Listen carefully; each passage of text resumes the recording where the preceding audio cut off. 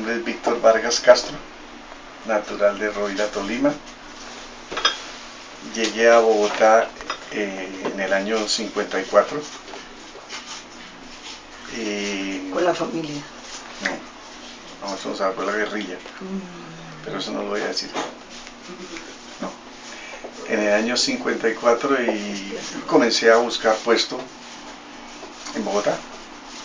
Entonces no me podía desplazar mucho, cambiamos ahora de forma, pues mucho porque no conocía.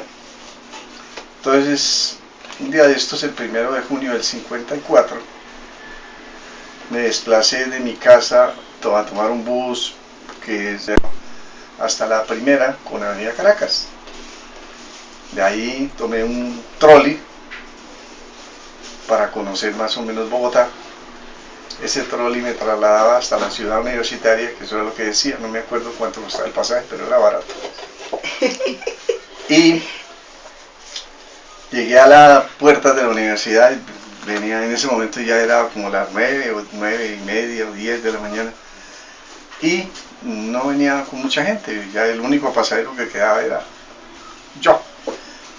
Y llegué a bajarme y yo esperaba que el conductor me abriera la puerta, pero el trolley había que pisar un escalón para poder que se abriera la puerta, y yo le pedí al conductor que me abriera, y él me decía que baje, y le dije, pero ábrame la puerta, entonces que baje. Entonces al fin bajé el escalón y me abrieron la puerta y me entré a la universidad y venía, bueno, con ganas de orinar, ¿no? Y entré a la universidad, y como eso era la cerca de la universidad en Pinos, pues entonces contra el Pino, y llegó un vigilante de esa época y intendente, que en esa época era el doctor Villamizar. Pero mírame. Y él estaba, él vivía donde es precisamente, era el Banco Popular en ese momento. No era no era el Banco Popular en ese momento, sino donde está hoy en día el Banco Popular. Era una casita. Era una casita, muy bonita. Y se ve. Eso era una casa incluso cercada, eso era cercadito, todo eso era lo más de bonito. Y me presentaron a él y me dijo, señor, ¿usted qué le pasó? Y dije, no, que me pasó esto. Y yo, ¿qué hace? Y no, vengo buscando trabajo. Entonces, ¿qué sabe hacer usted? Pues yo no sé hacer nada, pero dígame qué hay que hacer y yo lo hago. Dije, bueno, ¿qué documento? Le dije, no, mi tarjeta de identidad y el pase que lo acabo de sacar. Entonces, bien. Dijo, entonces va usted donde el señor Mogollón, Jorge Mogollón, que era el que manejaba las cafeterías y las residencias en ese momento, Nariño y Santander. Y que estaban ubicadas en ¿dónde? Ubicadas en la calle 26, por la entrada de la calle 26, tanto las residencias Santander y Nariño. En ese momento, esas las residencias que tenía en ese momento la universidad. Luego, ¿era solo de muchachos? Sí, era solo de muchachos. Sí había las femeninas, ya existían. Sí. Las femeninas sí existían pero eso ya era más abajo, ya ahí, eso era totalmente independiente. Llegando el señor Mogollón y me dijo que qué sabía hacer yo. Le conté más o menos lo que yo podía hacer, entonces me mandó de ayudante del ecónomo en ese momento. Y ya comencé a trabajar y... ¿Tienen dónde dormir? No, no tengo. Entonces me dieron alojamiento ahí, me dieron una cama y me mandaron a hablar con el administrador, que era un mayor, Alfonso Romero Pulido. Entonces ese mayor tenía como 10 hijos, vivía en la 48 con carrera 16 y tenía muchos hijos, y entonces, como yo era muchacho, yo le caí bien porque a mí me gustaba el fútbol. Entonces yo me traía a los muchachos de él ahí para acá, para la universidad, y jugábamos y todos los días, momentos que estaba libre. Y me volví muy amigo de él, el mayor. Y entonces el mayor me mandaba ir a la casa con una camioneta que me asignaron después de que ya me conocieron. Entonces me asignaron una camioneta para manejar, porque es la camioneta que hacía los mercados para la cafetería. Entonces yo los días domingos estaba con los hijos del mayor y me hice muy amigo de ellos y entré como en una parte como de familia. Bien. Y este mayor pues me quiso y me ayudó y toda la cosa y mejoraba cada vez más, me daba más oportunidades, me arreglaron mi sueldito, en esa época me daban 130 pesos, ese es el sueldo. Pero era altísimo, era plata, claro. Y además altísimo porque tenía comida, dormida y todo, todo. O sea que era libre. Eso era libre, eso era libre. Y o sea que era muy buena plata. Era buena plata. Entonces, ya en esa etapa, fui conociendo más amigos en la universidad y apareció que el SENA hizo parte de la universidad y la universidad le dio un espacio en el edificio Nariño para que comenzaran a construir las aulas. En ese momento todavía el SENA era muy pequeñito. A todos los que estábamos de la universidad nos permitía hacer algo que fuera relacionado con el SENA. Yo como era fiebrado a la mecánica, yo hice ingeniería mecánica, pues no era ingeniería mecánica, sino como auxiliar de mecánica en alguna parte, aprender más y más, conocer algo sobre carros, sobre vehículos. Siempre le gustaron mucho los carros a usted. Mucho los carros. Y bueno, en esa parte, de ahí entonces ya fui conociendo más la universidad y yo tenía que ir a que me dieran combustible y a que me dieran repuestos para la camioneta. Había un señor que era como el coordinador general de los transportes, porque en ese momento no era jefe de transporte, sino un coordinador. Y él se encargaba teníamos en la universidad, tenía por esa época estación de gasolina dentro de la universidad pegada al estadio. O sea, había una bomba de gasolina. En esa época. Entonces uno aprovisionaba el carro ahí. Y le lavaban el carro ahí también. Tenía un señor que manejaba y había un cárcamo donde uno podía subir el carro para lavarlo y todo el cuento. Como yo me fui capacitando, claro, estudiando. En el SENA. En el SENA. Además la universidad les daba la oportunidad. La universidad nos ha hecho, la universidad es máximo. Entonces, los que queríamos, pues listos, estudiamos. Los que no, pues no estudiamos. Entonces comenzamos por el SENA, porque el SENA fue el que nos abrió, claro, las puertas a nosotros. Ya después hubo algo así de equipos de fútbol, entonces ya nos fuimos metiendo en el deporte. Ya creamos un equipo a través del sindicato, porque era un sindicato en esa época. El presidente era un señor Lozano, entonces él buscaba que nosotros afiliáramos allá. Y en esa época el sindicato era de lo máximo, el sindicato era muy poderoso. El sindicato de la universidad era lo máximo, muy fuerte. Y conseguía muchas cosas para los trabajos, pero también las directivas de la universidad eran muy benevolentes, muy formales, nos concedían todo. Tan es así que esa época de la universidad le pagaban a uno dominicales, le pagaban horas extras, le pagaban subsidio familiar a las personas casadas por esa época. No, ganaban mucha plata. Las personas que trabajan en cafetería ganaban muy buen dinero. Y luego yo, a raíz de mis estudios y de lo que pude hacer, ya me integraron la universidad, lo que era transporte, los carros los tenían distribuidos por las facultades, entonces se creó una oficina de transportes. ¿En qué año, señor Vargas? Eso fue como en el 62. Ya en el 62, sí. Usted ya tenía ahí, claro, ya era grandecito. Ya era más conocido. Ya era más grandecito. Ya era más grande, sí. Ya tenía la cédula, por lo menos. Ya tenía cédula, ya hablaba más clarito y todo. Genial. Y entonces... Bueno, pero ¿y usted ya estaba, cómo era esa vinculación? ¿Ustedes entraban de una vez a nómina y todo eso? No, nada de contratos, a términos... No, es que ¿Era de una vez nómina? Era tan linda la ingreso a la universidad, era tan lindo y tan fácil, sí, que en ese momento yo no sé si era que no había gente, Pero lo cierto era que para ingresar a la universidad usted no le pedía nada a usted, lo cierto era que tuviera voluntad. No tenía ni títulos ni nada, no era con pergaminos, nada tenía que traer. Trabaje y si quiere esto, pues siga acá. Entonces ya uno, pues crearon crearon la sección de vigilancia, porque antes los vigilantes eso no existía.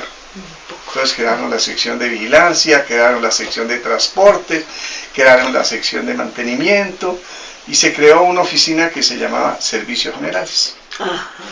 Ese era Servicio General. Entonces Servicios Generales manejaba vigilancia, aseo, transportes, reparaciones locativas, bueno, teníamos todo lo que era mantenimiento. Todo lo que era el mantenimiento de la Universidad Nacional. Claro. Entonces se creó... ¿En qué año, señor Vargas? ¿En qué año nuevamente? Eso fue como en el 60, algo así, por ahí. Y se creó la oficina entonces ya estaba transporte, estaba ya lo que era carpintería, lo que era hidráulica para manejar todo con personal ya acá inscrito. Y bueno, en esa parte. Y fuimos avanzando. Y crearon la sección, ¿y qué pasó con usted? Conmigo, ¿Usted seguía en dónde? En ese momento entonces me llamaron a mí que si yo podía manejar unas calderas. Ajá. Y como yo ya había hecho algo de estudio en el SENA, entonces me fui a trabajar a la Facultad de Enfermería. ¿A manejar las calderas? A manejar las calderas. ¿Y por qué allá tenía calderas? Las calderas, es que la Facultad de Enfermería tenía sus dos edificios en ese momento y tenía las residencias para las niñas y toda esa cosa, y ellas vivían ahí. ¿Qué es lo que es hoy en día el edificio de Geociencias? De Geociencias, el edificio hoy en día es Geociencias. Entonces en ese momento... y ahí había calderas, sí me acuerdo. Entonces en ese momento, cuando me mandaron allá, la decana era la doctora Inés Durana. Vivía en la calle 72, como con octava, con novena. Lo más in de Bogotá. Eso es lo máximo de Bogotá. Lo más in, claro, en ese momento. Entonces ella tenía un Volkswagen como modelo 60. Sí, creo que era Volkswagen, no me acuerdo, era un carro así pequeñito. Y pues uno, inquieto, pues le ayudaba, se lo limpiaba. Me hice amigo de ella. Y usted siempre con actitud de servicio, de colaboración. Lo bueno era eso. Entonces, ¿qué pasaba? Esa doctora me quiso mucho también, Inés Durana, si me acuerdo, había una viejita que era como que controlaba los horarios de las niñas, se llama María La Rota, ya murió hace mucho rato.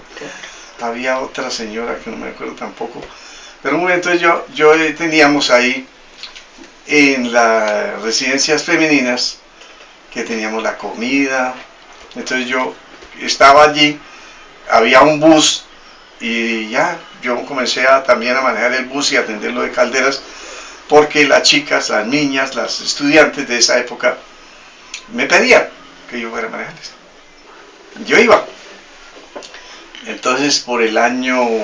Y no había problema por eso, uno podía hacer de todo un poquito y no... Había que ser uno muy respetuoso con las niñas, porque las niñas en grupo son muy ventajosas. En grupo. Solas ya no, pero en grupo son bárbaros. Entonces ellas, pues uno se portaba bien, pues no había problema de que lo llamaran, porque el conductor o persona que irrespetara a una niña, le dijera una mala palabra o le insinuara algo, era despachado. Eso allá era sagrado. En esa facultad era sagrado. Eso no podía usted irrespetar a una persona porque se moría.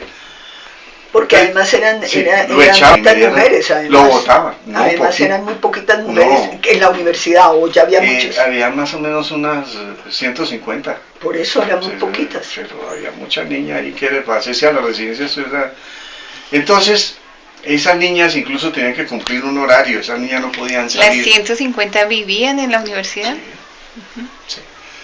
Y esas niñas tenían que llegar a las 9 más tardar. No era como hoy en día, que esas residencias quedaban de llegar al otro día. No, tenían que llegar a las 9. Y bueno. Y le cerraban la puerta. toda la cosa. Entonces yo aprendí algo de manejar esas cositas había un equipito de cine, entonces se presentaban películas, entonces uno también inquieto, aprendí a manejar el equipo de cine y ahí presentamos películas, ese cuento, estaba bien ahí. Y de ahí, de la facultad de enfermería, un día de estos me dijeron que si yo podía reemplazar al jefe de vigilancia. ¿Listos? Yo no tenía problema, listo. Y en esa época los vigilantes eran muy poquitos, eran como unos 120 por ahí. En cada turno, ¿sí? En cada turno era más o menos de 80 a 100 creo que era. Y no había malla. O sea, ¿cómo No, controlaban la seguridad sin haber malla? No, pero no, entre otras cosas, no había malla, pero tampoco había mucho ladrón. No había, en esa época la gente no se metía. Sí se metieron varias veces, hicieron tonterías, pero más de, por ejemplo, uno que me recuerde, un vigilante que lo metieron entre una alcantarilla y en la facultad de veterinaria. Lo metieron allá y al otro día lo rescatamos y todo, pero no pasó nada. Entonces de ahí me fueron conociendo un poquito más. Entonces, como yo estaba ya en servicios integrados, servicios generales, tenía unos jefes extraordinarios, que era José Honorio Prada, era jefe de vigilancia. Tenía un Eduardo Trujillo, que era el director, extraordinario. Un jefe de mantenimiento que era Aníbal Ojeda. ¿Ya por qué año estamos hablando, señor Vargas? Como el 80. Ah, ya es del 80. Sí, del 80. Pero ya había pasado un montón de tiempo. Claro. Usted, entonces, en ese lapso de 60-80, usted estuvo vinculado con enfermería y luego con vigilancia. Vigilancia. ¿Vigilancia cuántos años duró? Vigilancia, no, lo que pasa es que vigilancia yo reemplazaba al que era el jefe, el titular, Ajá. que era José Honorio Prada. Lo reemplazaba. Entonces eso me fue dando una formación y una confianza para poder estar. Entonces, como yo estaba en servicios generales, sí, claro. De pronto el jefe de transportes de esa época, que era creo que el señor Lozano, entonces me dieron la oportunidad a mí de llegar allá, de jefe de transportes. Y de jefe de transportes duré más o menos como 25 años de jefe de transportes. Manejaba una flota de 80 carros.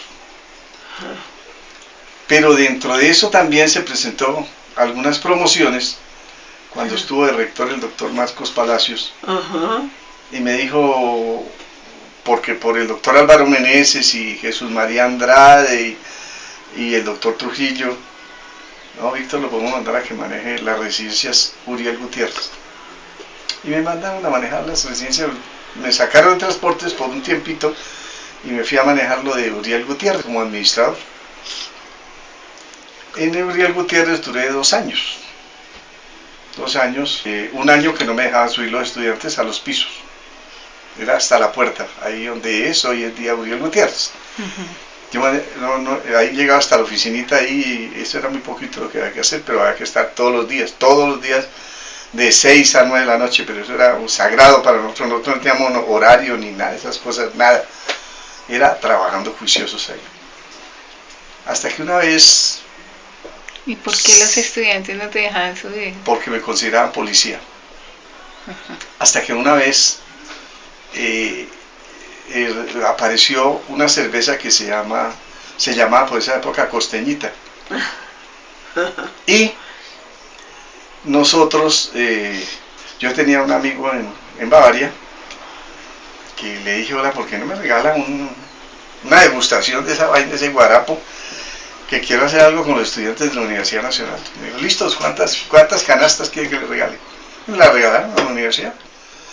Pedimos permiso al doctor Marcos Palacio, rector de la universidad de esa época, al jefe mío, que era el doctor Álvaro Meneses Mena, a la oficina de personal. Participaron todas las directivas en ese momento para dar el visto bueno y la aprobación de que hiciera una fiesta al frente de las residencias de Uriel Gutiérrez.